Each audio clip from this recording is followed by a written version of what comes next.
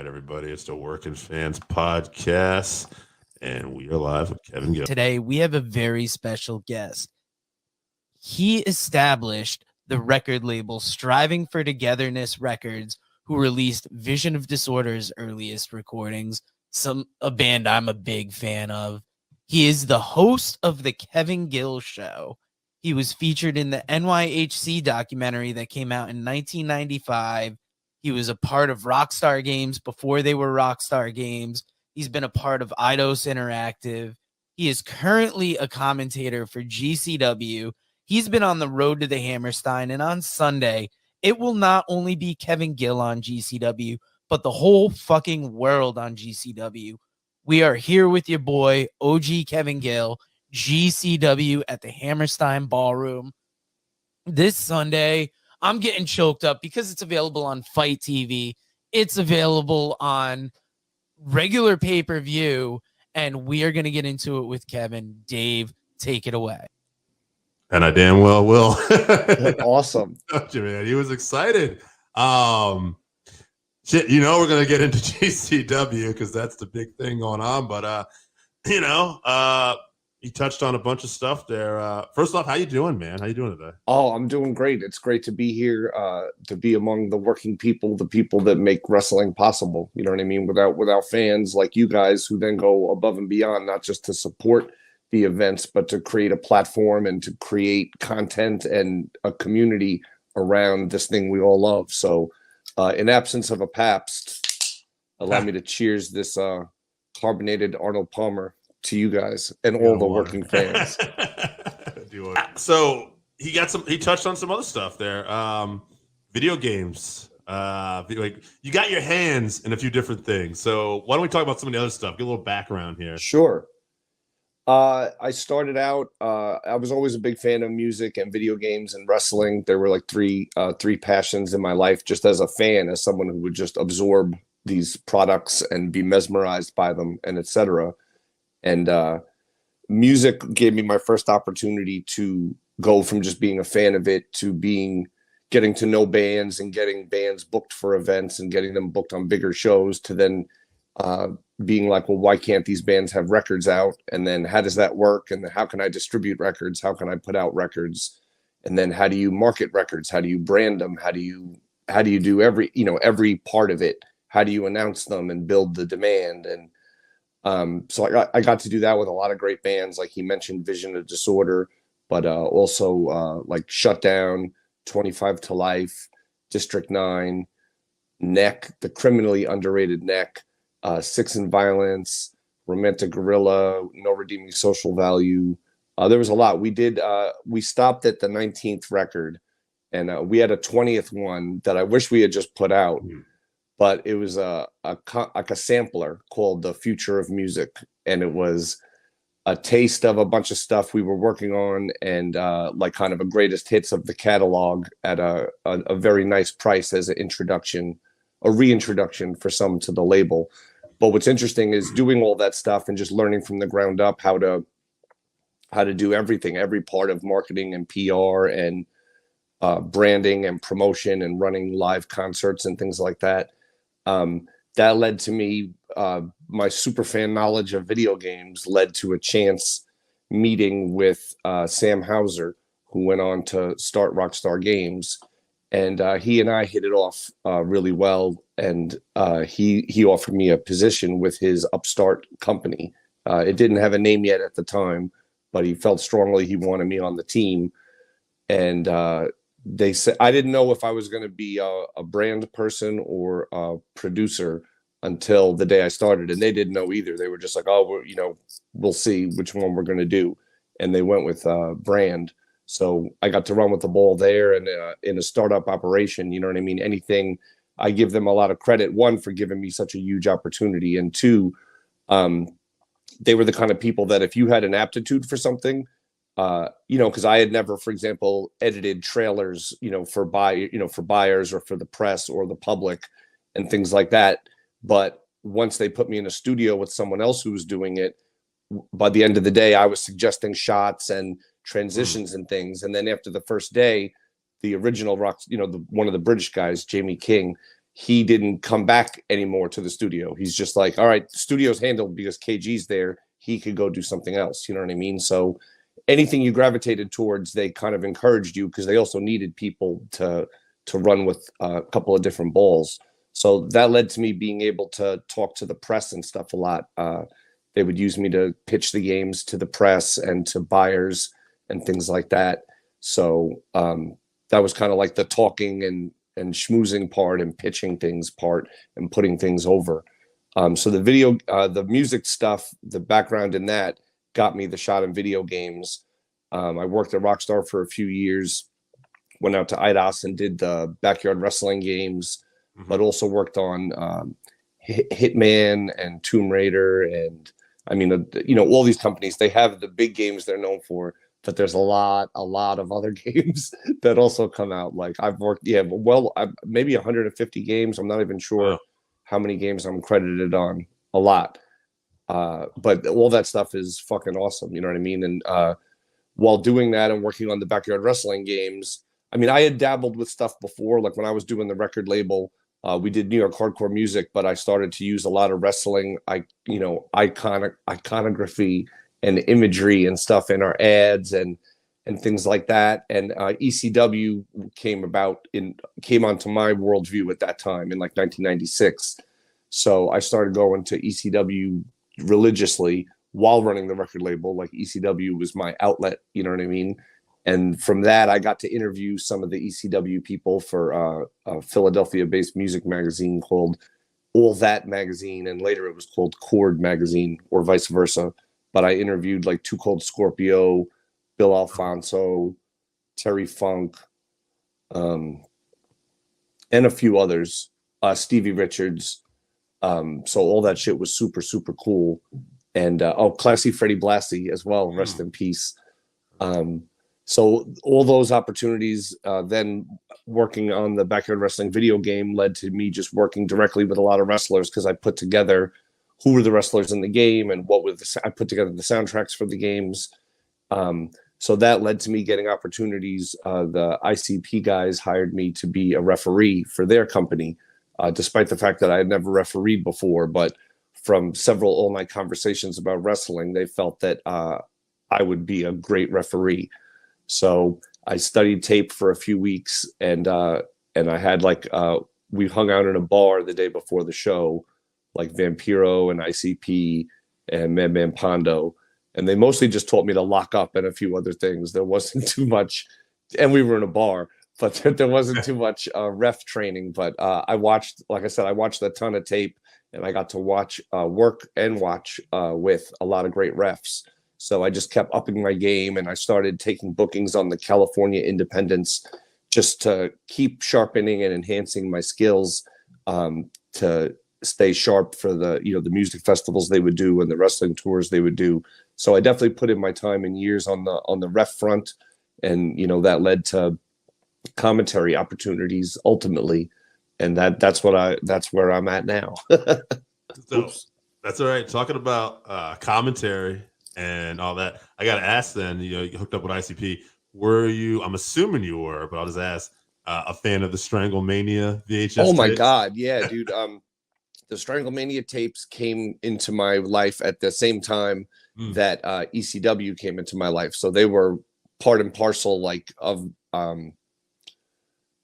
major influence and inspiration. Like I watched Stranglemania like thousands of times, and I've told the story, but I mean, I would bring Stranglemania with me, play like anywhere I was going, a bar, someone's house, whatever, it would just be in my backpack, because if there was an opportunity to play it, it would be played. You know what I mean? And everyone who saw it was always complete, like wrestling fans, non-wrestling fans, it didn't matter who it was, between the insane action and the fucking genius commentary.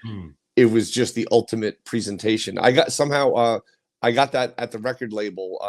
I had an intern named Tom Natale, and he, obviously was a college student and worked at his college radio station and all that. And at the college station, they had gotten an advance VHS of Stranglemania, I guess, sent to them somehow. And then he just brought it directly to me. So I had it before it even came out, and was like, so that was incredible. And then getting to meet and know and work with those guys, and like be invited to their weddings and be guests in their homes and travel all over the world with them. You know what I mean? It's crazy to go from. That was the other thing. Like when ECW was my outlet when I was running the record label, ICP and that stuff became my outlet in like the towards the end of the record label and into the Rockstar Games era. You know what I mean? Right. And when you see a few years ago, they did in Grand Theft Auto, they had these Juggalo characters in the game. Like they had a character that was exactly the same as Shaggy 2 Dope in terms of, his hair and his face paint and everything. And they used it on marketing campaigns and stuff.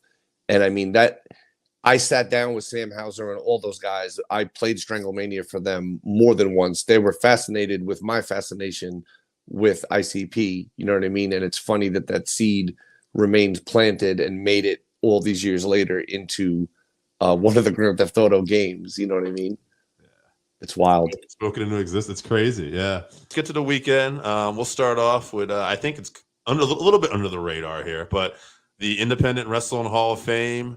Oh, man. I'm just going to go down this real quick for you. Please. We'll talk about it. Jerry Lynn will be inducted, and by Sean Watman, X-Pac 123 Kid. Homicide, the godfather of independent wrestling, inducted by Chris Dickinson. Dave Prazak will be there, inducted by CM Punk. CM Punk's going to be here. LuFisto, Lenny Leonard inducting her. We got Ruckus inducted by Sanjay Dutt. And wow, I don't know who's inducted, but Tracy Smothers also, who well-deserved, will be inducted. Like, yes, that's a hell of a lineup, man. They have not announced Tracy's inductor yet. I'm not sure if they will announce it or it'll just unfold on the air, live and free on Fight TV as well as YouTube. But of course, if you want to join us in the room, it's at the Cutting Room, New York City, and tickets are still available on the Cutting Room website. It's going to be a lot of love in the room, just to be in the room with those legends as they speak from the heart, from the soul. And to be there in a world-class, world-famous venue, it's a really prestigious affair, and so nice to be able to honor all those people you mentioned. We could go on for an entire series of shows about them and their contributions and what many of them have meant to us personally. We wouldn't be here today without every one of those people. 1,000%. And I think it just really adds to this weekend too, doing this honoring these guys. And I think that's always been the way. I mean, even back in the day, the WrestleManias and the accesses, and now the independent week. It's just awesome when you see it. Just feels like a bigger event. Yeah, and it's bigger than life, and it's to honor people that are bigger than life. You know what I mean? And I think it's just so important to do that, because wrestling can obviously be a very hard business, and there's a lot that goes into it, and that's before you get into the social media side of things. Yes. So I think anytime you could give people their flowers, give them their acknowledgments, their props, their respect for their contributions, because believe it or not, even the people that you think of as legends and icons and all these things, they are, but sometimes they need to really, they really need to know what they mean. It's that important. And it's special thanks to, it's not just Game Changer Wrestling putting on that Indie Wrestling Hall of Fame, but it's our friends at Orange Crush Magazine and Pabst Blue Ribbon.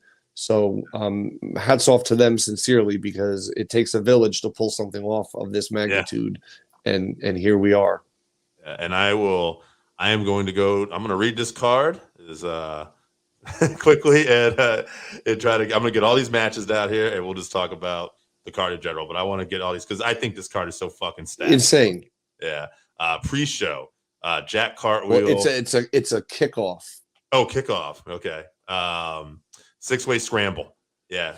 Jack Cartwheel, Dante Leon, Ninja Mac, Nick Wayne, Grim Reaper, Alex Zane. It's insane.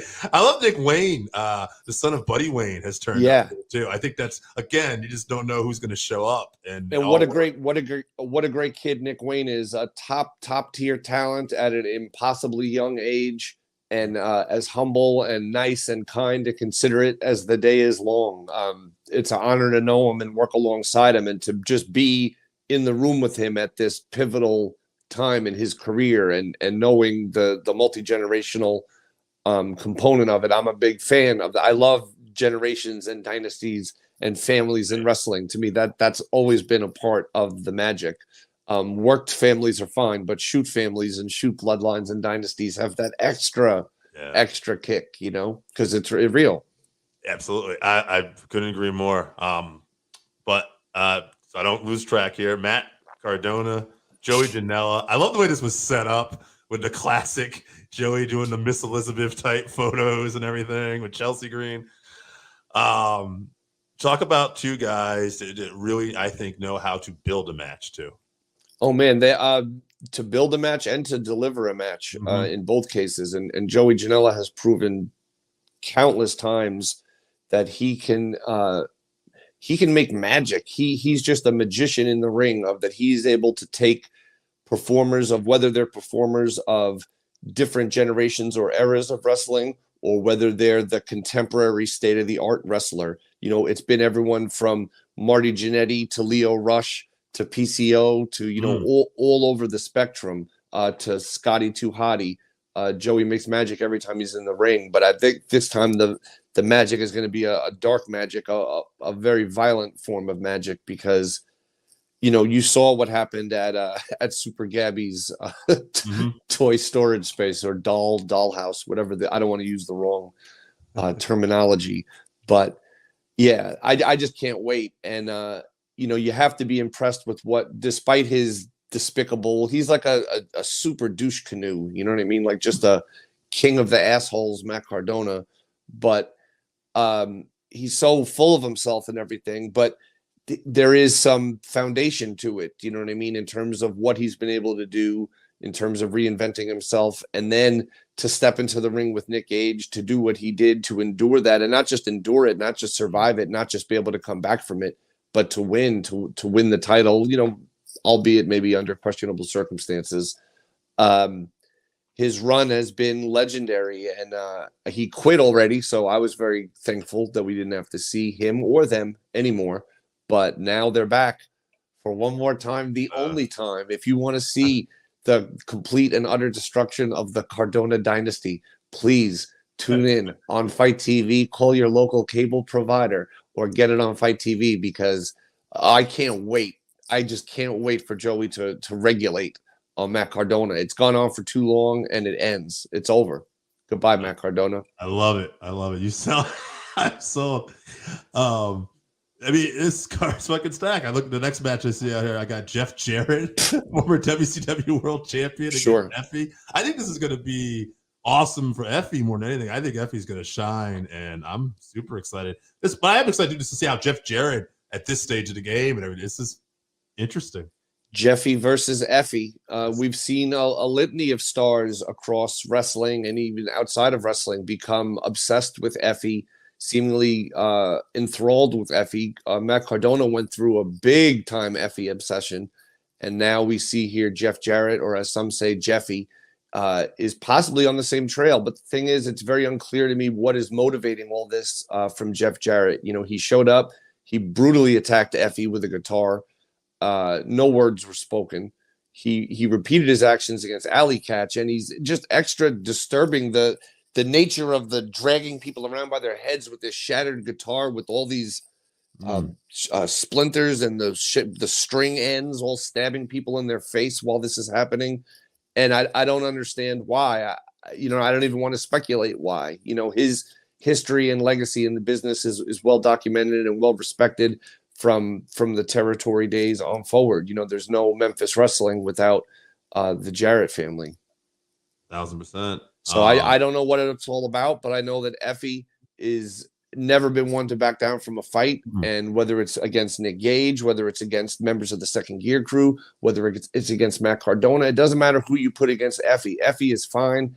And I think Jeff Jarrett's going to find out that while being a well-respected mind in pro wrestling, being a well-respected behind-the-scenes figure in pro wrestling, by being a top podcaster in pro wrestling, by being rumored to have all these new business plans for the year in pro wrestling, none of that is equal to Effie's overall magnitude of greatness. So as great as Jeff Jarrett is, and he is great, don't get me wrong, I don't think Jeff Jarrett has ever seen anyone like Effie. And when that bell rings, I don't know that Jeff Jarrett's ready. More reason to buy it. I love it. Guys should probably check this out. There's a video somewhere online too hyping this next match that was just awesome. Alley Catch and Ruby Soho. This is good stuff, man. I mean, this is an awesome women's match. Soho's doing great things in AEW. Alley Catch, I feel, is like one of the centerpieces of Game Changer Wrestling.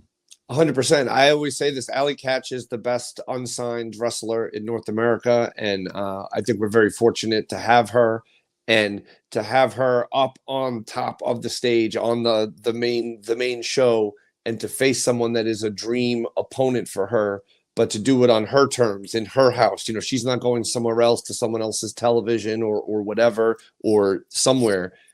Ruby Soho is coming to the Hammerstein Ballroom.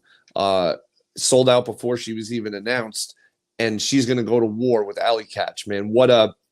If you guys haven't seen it, as well as the amazing promo, the Giancarlo or vignette short film that Giancarlo put together for that program, there's also an incredible post-match interview, if you want to call it that, or promo that Alley Catch cut on the microphone in Chicago that was absolutely, like, people had chills. It was just magnificent. And Allie's worked so hard for it, and she magnifies and exemplifies the spirit of GCW. She is a last outlaw. You know what I mean? Everyone is told they don't belong. They're not good enough. You're too much this. You're not enough that. Yet somehow, despite the critics and the cynics, Hammerstein Ballroom is sold out. Call your local cable provider.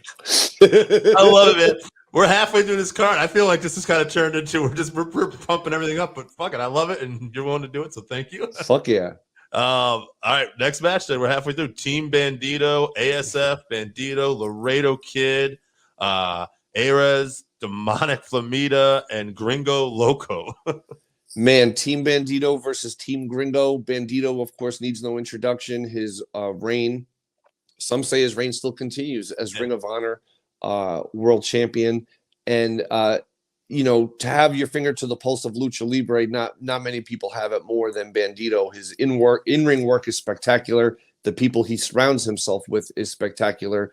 But his team has their hands full, certainly, because Gringo Loco is no fucking joke. Gringo Loco, hands down, the most talented luchador from this side of the border, I think, that's ever been.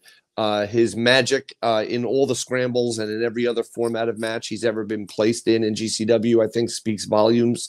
The base god is able to do things in the ring that no one should be able to do. And he's got his homies too. So when you just I think of the legendary Mysterio and Juventud, or Mysterio and Psychosis, and all these legendary matches, whether it be at the ECW arena or on WCW Nitro, that kind of showed the whole world what's possible with modern lucha style. That's my prediction, and that's what I'm expecting out of that 6-person lucha team-based war. Absolutely. Fearless. All those guys are fearless. Next match, be a little easier to preview, but I will say this. As we talked about a little, off air, being long wrestling fans, I was always a mark for surprises and mystery. And the Briscoes defending the Game Changer wrestler against we don't even know. And, I want to see it. I know, it's so compelling, and there's so much talent announced for the show that doesn't even have a match assigned yet. And then there's always the possibility of, but what else? Like, what if the challengers aren't people that are part of what's been announced? You know what I mean? Anything's possible. There's been a lot of talk online. I think there's several frontline candidates, and I don't think anyone I was gonna say no one loses anyway, but in a way the Briscoes could, you know what I mean? Because when you don't know who you're facing, it's a lot harder to prepare for it. But the Briscoes, I sound like a broken record, but the Briscoes, is anyone better in tag team wrestling than the Briscoes right now? Untouchable. To be able to call their matches in Game Changer Wrestling, to see and study their work up close like that, and the respect that the fans and the other wrestlers have for them, those guys are beyond next level, man. If they were born a decade or two earlier, they would have been, on top with the Road Warriors. You know what I mean? They're just like that, and the Midnight Express and the Rock and Roll Express and everybody. Like, they're just, to me, they're the best tag team in the world right now. And I know other teams like FTR claim that, and in their mind or in their world, they might be, but a lot of people make a strong case for the Second Gear crew. You know what I mean? And they're a unique force to be reckoned with. So anything's possible. Who knows what it might be? Yeah, that's one of the great selling points of this too. Again, we got to see. And it's not like we're not giving you an outstanding card, so you're getting right. That's like just show up. Yeah. And yeah, okay. So the next match, to me, this actually might be the match of the night in terms of just action, which is saying something since we talked about it. But the grab the brass ring ladder match, Jordan Oliver, PCO, Leo Rush, Alex Colon, Tony Deppen, and Jimmy Lloyd. I feel like all of those people have had like awesome 2021s, and yeah, it's just so crazy, and the opportunity and what it represents. Any shot at any of the Game Changer Wrestling championships at any time is what the holder of the brass ring then has access to. So when you think of that contrast of styles, you know what I mean? You have Jimmy Lloyd, the master of the scramble, who's not afraid to get more than down and dirty. Alex Colon, the Mr. Three-Peat himself. But has Alex Colon ever faced a juggernaut like PCO? Do you know what I mean? The French-Canadian Frankenstein. That guy he's not human. He's a monster. You know what I mean?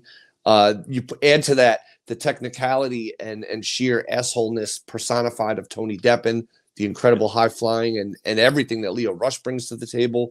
And it just goes on and on. I mean, that match is stacked, like absolutely, absolutely stacked. Yeah, just and we got two more. This is just an insane card. Again, Jonathan Gresham defending that Ring of Honor title against Blake Christian. If you watched the last show, both these guys coming off big wins. I think this is another sleeper. Oh yeah, Blake Christian has been one of the greats for a while now, and he's reemerged on the scene with a whole new level of passion and dedication, and it's like what he's delivering in the ring right now it seems like superhuman. You know what I mean? Like he seems primed, he seems ready, he seems as strong as Gresham is, as unfuckwithable as Gresham is on the mat. Christian, I think, brings that to the game, but brings a whole other set of skills.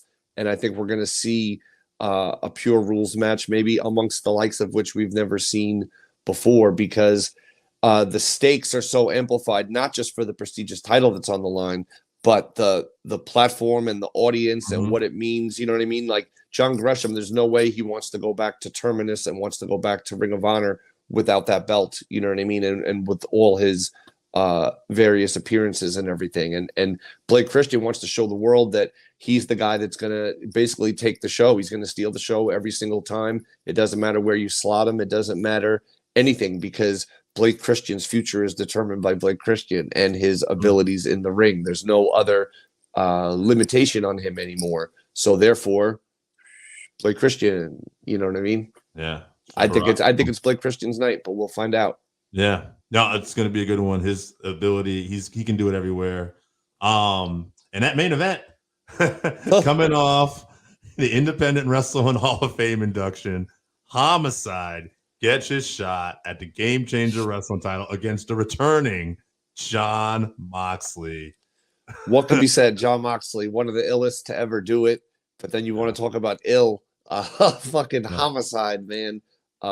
It's two legends. It's two legends of independent wrestling, and obviously both of their work has far exceeded the scope of independent wrestling throughout their storied careers. But as two like Mount Rushmore representations of independent wrestling, Moxley and Homicide, just a war for the ages, a dream match, a match I don't think you could really see anywhere else but GCW, and how fitting to have it in that room on that platform, and to have Mox back in wrestling with the title. He never lost, and Homicide went through a lot to get this opportunity. So, man, the words main event made have never been more aptly applied to this. It's going to be special for sure. I'm sure Moxley wants to show and prove that he's still Moxley, but Homicide, I think, wants that big win on the big platform, and he wants to win the biggest prize in the sport in his home city. You know what I mean? There's a lot of ingredients and a lot of potential for magic. There's a lot of potential for violence. So that's kind of really the ultimate formula, in my humble opinion. Great way to close the show. Absolutely. Well-deserved main event. Kevin, we've talked about a lot. We turned this into a countdown show at the end, but I think hell yeah. Good. We'll rerun it on Sunday before the pay-per-view. Anytime, brother. Anything you want to promote? Anything else you want to talk about? Floor is yours, man.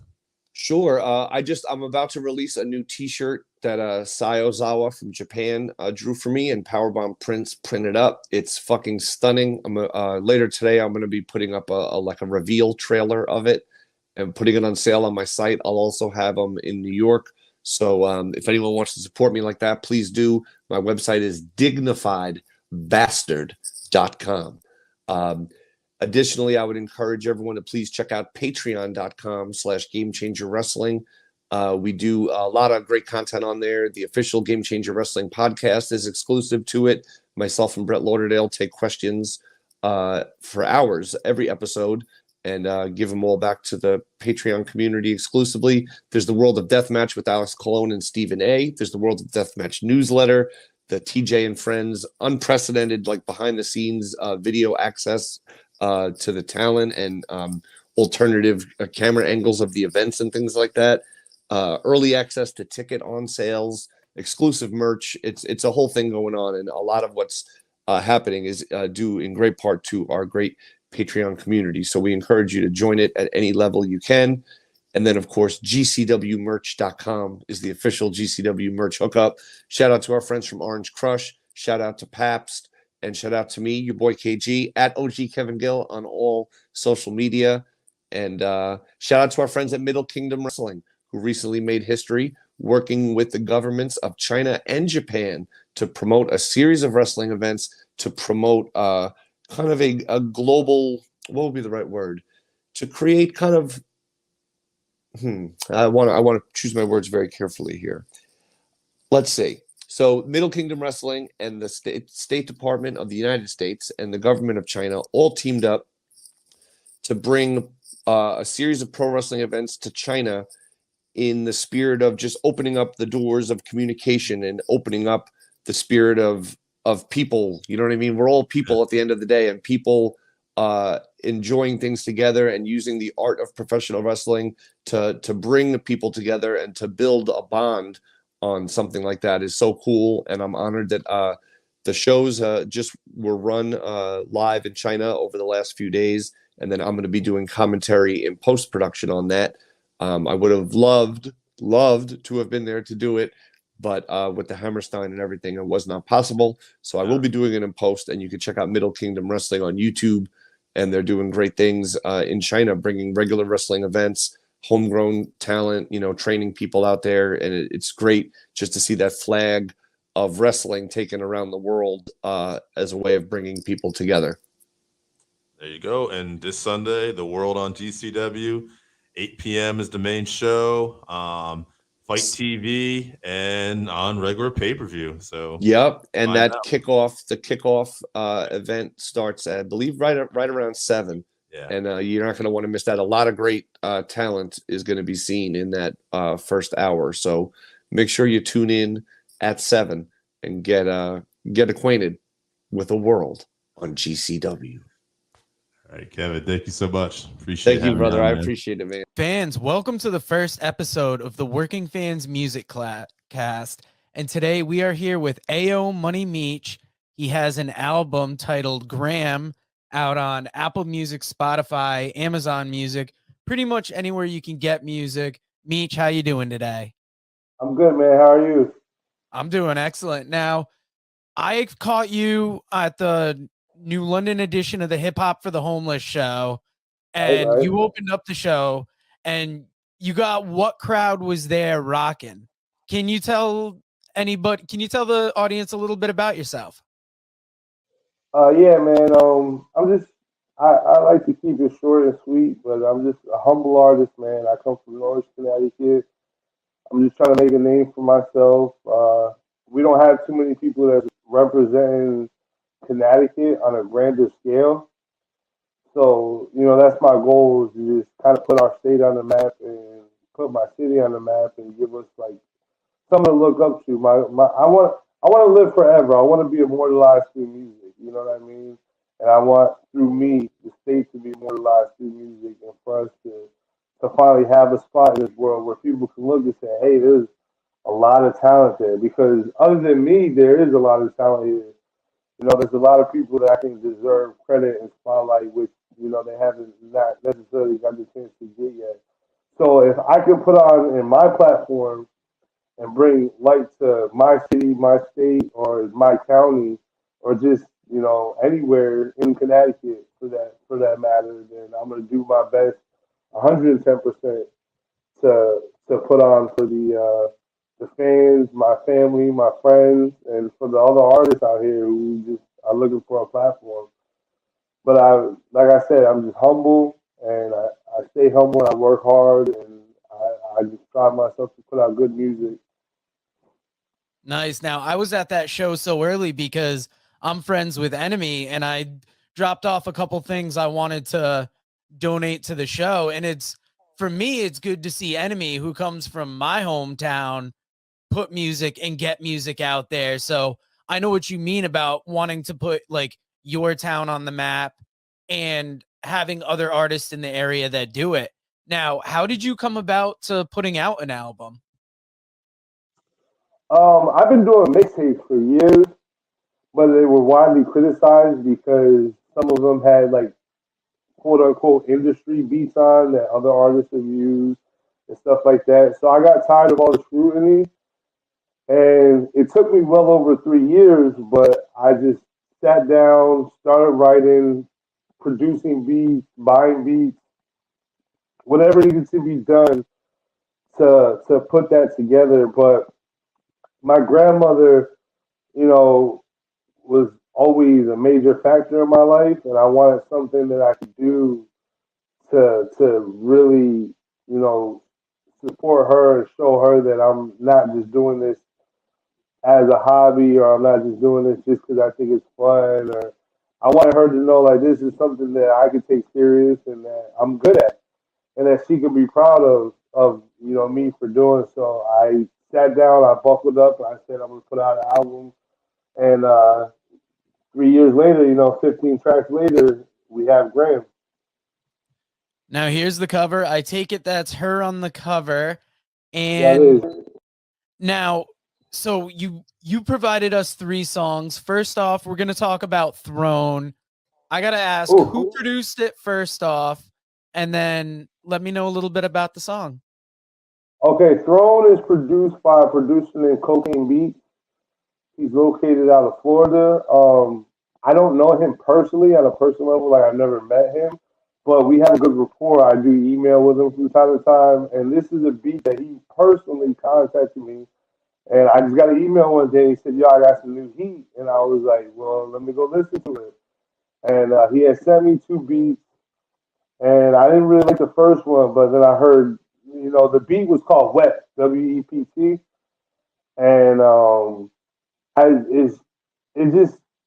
I always do friendly songs, like fan friendly songs, people friendly songs, but I needed a darker song, something that could like introduce like who Meech is on a deeper level, a deeper, darker level, the side that people don't get to see often. So when I first heard the instrumental, I instantly fell in love because it was the hard hitting trumpet, it just instantly fell in love, and I was like, yes, this is what I can use to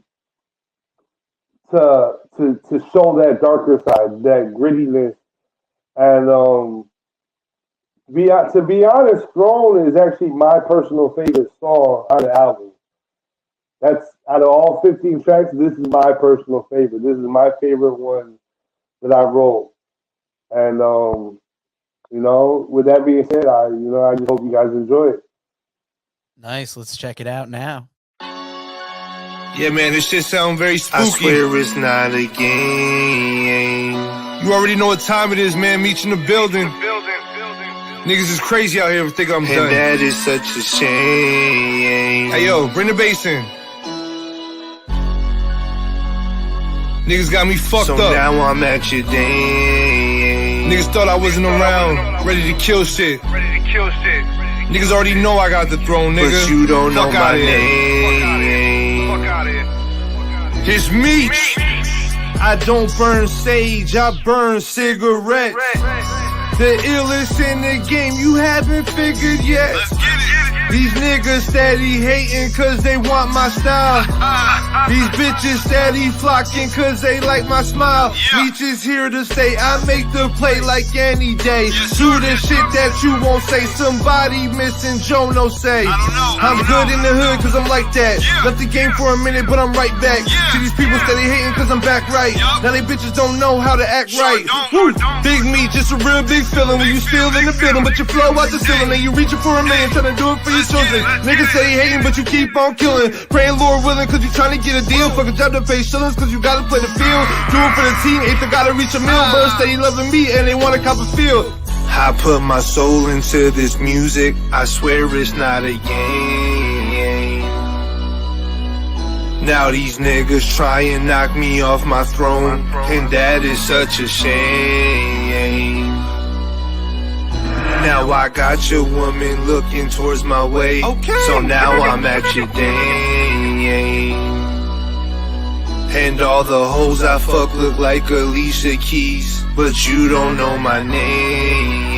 Yeah, hey! I had to switch the flow and show y'all that I changed. I doctor everything, you'll marvel cause it's strange. I float like a butterfly, sting like a bee. Boxed up the game, but I'm no Ali. Don't pose as a leader, but they follow me. Oh, your bitch wanna fuck, she can swallow me. Ayy, Big Meech, I'm back for the money, back for your honey, back for the game. When you looking in the mirror, don't say my name, cause a nigga might appear spitting out straight flame. Big money and I never bust a check. Talk shit and we coming for your neck. Boss moves, better greet us for respect. I freak hoes and I lead a pussy stretch. Sicker, I get with the flow. Killing these niggas I know, they know it's money for show. Soon as I walk through the door, see I'm through with these rappers and they friendship. They gon' feel this like K.Penn did, but I never been a fan, no pretending. Meech is here, all careers will be ending. I put my soul into this music, I swear it's not a game. Now these niggas try and knock me off my throne, and that is such a shame. Now I got your woman looking towards my way, so now I'm at your dame. And all the hoes I fuck look like Alicia Keys, but you don't know my name. Yeah, hey! Now, the second song you provided me was the one that stuck out in my head, Bomb, or Back on My Bullshit. Once again, as always with the rap songs, my first question is always who produced it, because for me, like, I like the lyrics in a song, but the beat always gets me, I'd almost say, first. So I gotta ask, who produced this and what can you tell me about it? Bomb is also produced by Cocaine Beats. He's one of my favorite producers. We put together a lot of classics, a lot of things over the years that people like. Now, Bomb is just high energy. A lot of people have asked me and said, like, where did you come up with the song? And I fell off musically. And in life, I fell off. But a lot of people counted me out. They thought I would quit. I wouldn't be back. And I just had a message, man. Like, when you fall, you know, you got to get back up and just be back on your bullshit. You can't ever quit. You can't ever fail. And, you know, there's a lot of people that hold me accountable for this music stuff. I hold myself accountable. I got a daughter who looks up to me, a son who looks up to me. They come to me and they say, Dad, look at this rap I wrote. And it'd be crazy if I ever quit. So, you know, there's no way I'd ever let myself be off my game. So when I fell off, I just came back hard, back on my bullshit. So, you know, sometimes you just got to be a bomb, and when people press that wrong button and they try to snip that wrong wire, you just got to blow up and detonate on them. You know what I mean? Yeah, and take a listen to this song. You'll hear why it's one of my personal favorites on the album. Yeah. You already know what time it is, nigga. Just because you ain't heard from me in a while doesn't mean I wasn't working. Niggas thought I was gone, but now it's no funny games no more when I'm back, right? Hey, yo, Kim, we finna drop a bomb on these niggas, yo. It's that B-O-M-B, bitch. Let's get it. Ah! Hey, Y'all thought I was gone, but I'm back on my bullshit. Said I couldn't win, but I'm back on my bullshit. Thought that I would lose, but I'm back on my bullshit. Now watch me run this game, cause I'm back on my bullshit. Oh, y'all thought I was gone, but I'm back on my bullshit. Said I couldn't win, but I'm back on my bullshit. Thought that I would lose, but I'm back on my bullshit. Now watch me run this game, cause I'm back on my bullshit. Ain't stressing life, I'm just having fun. But I can't rest until I'm number one. See, I'm a Jedi with the mic, a beast with the bars. I flow the universe to take my place amongst the stars. Your flow is better than mine. Don't be lying through your teeth, cause I know real from fake and I can hear it in your speech. See, I'm cleaner than some bleach, but fresher than the ozone. Smashing twin sisters, tell that nigga Roger go home. My flow so fresh, I had to say it twice. Rappers try and match my skills and flow, but they just not that nice. I got more bars than life, and every track is like a sentence. I'm eating all these rappers with the words inside a sentence. I'm never taught to be weak, and I take that as a blessing. No offense for my mistakes, my dog, I'm trying to learn a lesson. I'm back to work to get to chopping these fables, and if you bring nothing to it, don't even sit at my table, you bitch. Y'all thought I was gone, but I'm back on my bullshit. Said I couldn't win, but I'm back on my bullshit. Thought that I would lose, but I'm back on my bullshit. Now watch me run this game, cause I'm back on my bullshit. Oh, y'all thought I was gone, but I'm back on my bullshit. Said I couldn't win, but I'm back on my bullshit. Thought that I would lose, but I'm back on my bullshit. Now watch me run this game, cause I'm back on my bullshit. Ain't stressing life, I'm just having fun. But I can't rest until I'm number one. I got 99 problems, 98 of them bitches, but I don't chase no hoe. Lace up and chase my riches. I do what I do, talk like I talk. Roll with the crew, we walk like we walk. Real tall niggas look like tree stalks, ain't kill nobody, outlined in chalk. You see my style, respect my swag. Meech new flow, put the money in the bag. Trying to get right, cop a brand new Jag. Raised like a G, but my pants don't sag. Born to get money, I'm fulfilling my dreams. Check me if you can, but everything as it seems. I'm getting money every day without touching the beams. And my life is like a movie, I be living out memes. I be killing these flows, I be sick with the bars. I be fucking these hoes and trying to cop fancy cars. I be hustling for dough and shooting straight for the stars. This is Meech, but don't confuse me for Meech on Mars, you bitch. Y'all thought I was gone, but I'm back on my bullshit. Said I couldn't win, but I'm back on my bullshit. Thought that I would lose, but I'm back on my bullshit. Now watch me run this game, cause I'm back on my bullshit. Oh, y'all thought I was gone, but I'm back on my bullshit. Said I couldn't win, but I'm back on my bullshit. Thought that I would lose, but I'm back on my bullshit. Now watch me run this game, cause I'm back on my bullshit. Ain't stressing life, I'm just having fun. But I can't rest until I'm number one. It's Meech. Now, I saved this song for last because, like we said earlier, Picture of Your Grandma on the album. To me, when you sent me the songs, I saw the name of this. I listened to the album because I found it. Tell us about your grandma, because she's got to be an important influence in your life and a reason that you dedicated this to her. Rest in peace to her first and foremost, because she passed away last year. Unfortunately, she passed away. Yeah, thank you. I appreciate that, man. I really do. Unfortunately, she passed before the album could be completed, so she never got to hear it in its entirety. Like, I have a song on there called Promise. I don't know if you heard Promises. I did. But, like, I had the lyric where I said, you know, I made a promise to my grandma before the Lord takes her that she would see the sunset from the shores of Jamaica. And that's one of the songs I actually dislike. Not that it's a bad song, it's just I didn't get to fulfill that promise. And it kind of puts a sour taste in my mouth. I hear you. Enough about that. You asked me about her, and I want to tell you about her while I got a chance. Her name was Elaine Williams. She was an amazing woman. She helped out so many people in the community. She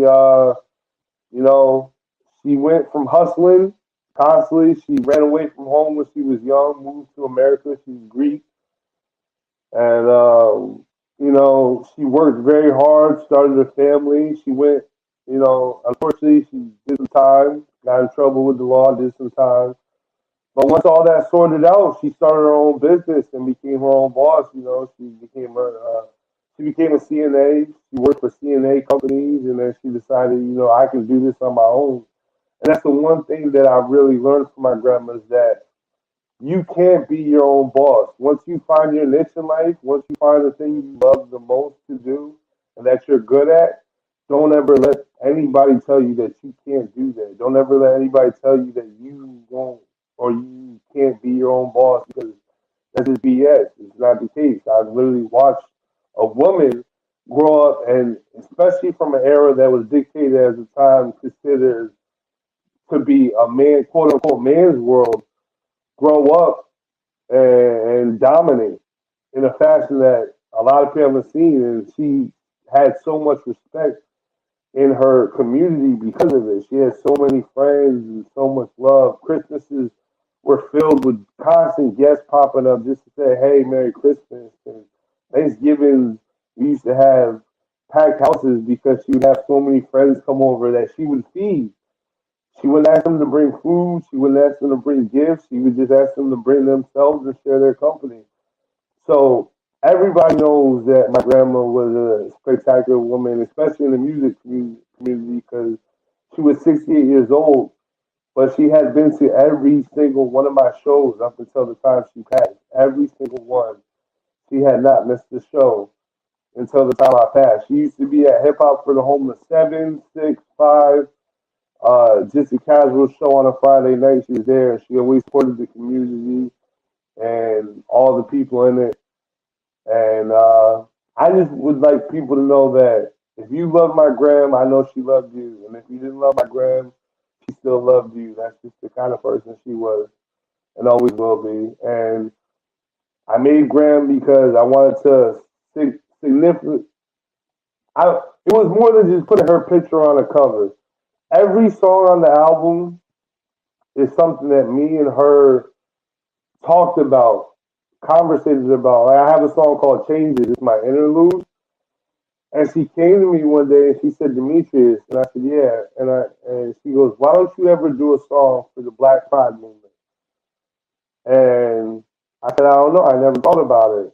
But just that one conversation sparked that idea. So when I found the beat that I liked, I said, this is what I want to do with that beat, based on a conversation that I had with my.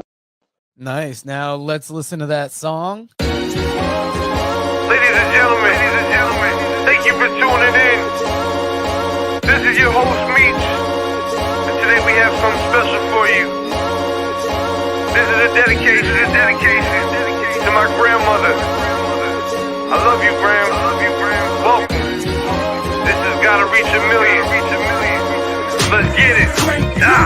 I was born in 88, 32 years to be great. But now my time is here, so you better save the date. Like a wedding just got out, my haters throwing out the rice. Trying to rise to a spot where jewelers throwing out the ice. Man, this shit is life. I be flowing out my mental, all my pain in these bars. Trapped on an instrumental, lost a girl, lost myself. I never lost my dream, might have lost a couple friends, but I never lost a team. Okay, let me paint the scene. Stadiums with sold out shows, backstage passes, got plenty of the hoes. I feel bad for my foes, steady running in my shadow. My bars be too realist while my haters never battle. See, I was told if they hit you, knock them all the hell out. So I'll be damned if you pussy niggas call me sellout.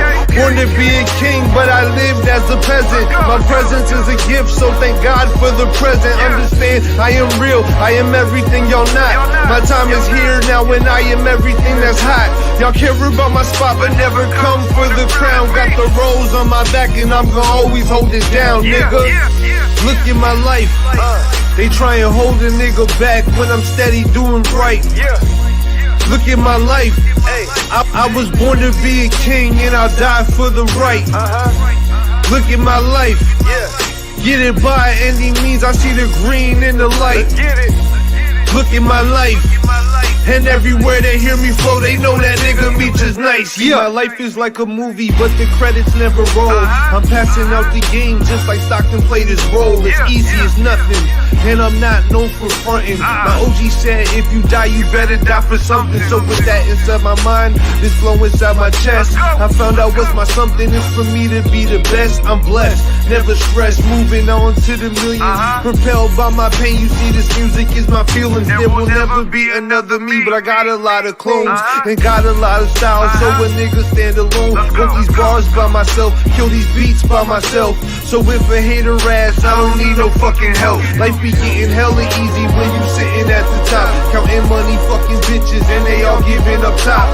I try to keep it cool like when you flip a pillow. My team be rolling trees and we never talking willow. Screaming fuck you, pay me on behalf of the Aether, cause we been running things and it's all about the paper. Y'all care about my spot but never come for the crown. Got the rose on my back and I'm gonna always hold it down. Look at my life, they try and hold a nigga back when I'm steady doing right. Look at my life, I was born to be a king and I'll die for the right. Look at my life, get it by any means, I see the green in the light. Look at my life, and everywhere they hear me flow, they know that nigga Meech is nice. Yeah. Grandma's boy. That's right, Graham.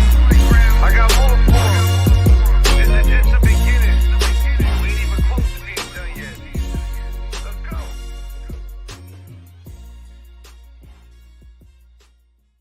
And now that that's over, is there anything you'd like to promote before we let you go? Thank you for joining us for our first episode here today.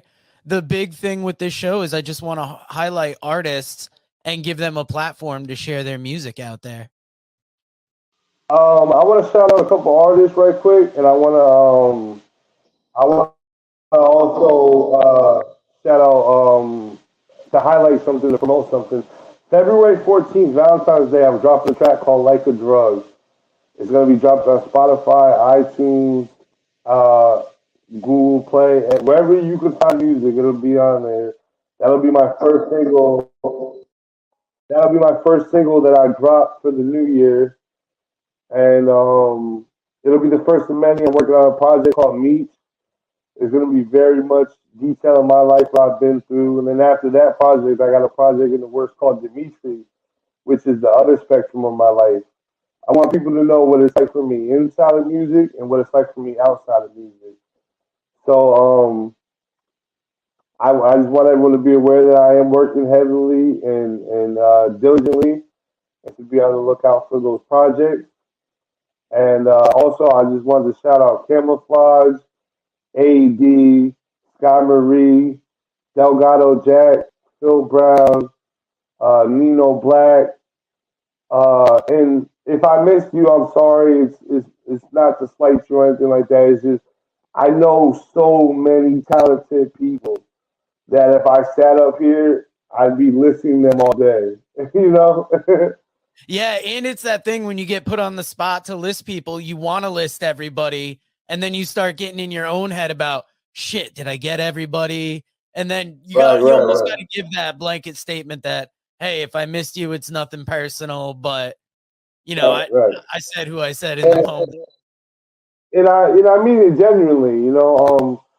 If you want to see these people, just follow my movement, because they've been making a lot of moves, and I keep finding myself around people that have been making a lot of moves. Not to say that everybody's stagnant. It's just when you're making moves in life, you're gonna find yourself around people who are making those same moves. So everybody I mentioned, I know is making moves, and for those of you that I didn't mention, it's not that you're not making moves or that I don't see you. It's just I don't have time to mention 20 to 30 artists right now, you know. But I guarantee you there are 20 to 30 artists in Connecticut making moves and doing their thing. Shout out, by the way, my mentor is Enemy the Illest and Strife, Jason and Sean, aka Strife. Shout out both of them too, because they've been my mentor. I've been doing this music thing since 2012 now. And they've been my mentors in this since back then. So I can't forget those guys. Yeah, 100%. They're good dudes. Now, remember when you're searching out Meech, it's capital AO and then Moneymeech. That's how I searched him in Apple Music. Check him out, Spotify, anywhere you can find music.